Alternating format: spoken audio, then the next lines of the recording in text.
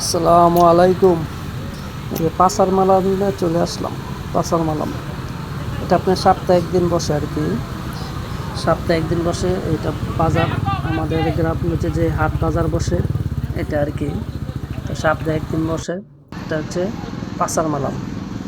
তো এখানে আপনার সব কিছু পাওয়া যায়, মাছ, মাংস, শাক, সবজি, এমন কোনো জিনিস নাই যে পাওয়া যায় না, সবই ইনশাল্লাহ পাওয়া যায়। তো সবার জন্যই ভালো, সপ্তাহে একদিন বাজার করতে পারে সবাই। আজকে বৃষ্টি ছিল, কিছু কিছু বৃষ্টি হয়েছিল, তারপরও অনেক লোক আছে।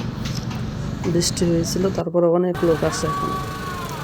আপনি এমন কোনো জিনিস নেই যে পাওয়া যায় না, সবই ইনশাল্লাহ পাওয়া যায় এখানে।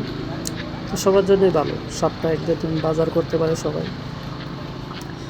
বাচ্চাদের বড়দের সবারই পাওয়া যায়। খাবারের দোকানে সব খাবারও অনেক পাওয়া যায়, সব খাবারই পাওয়া যায় এখানে।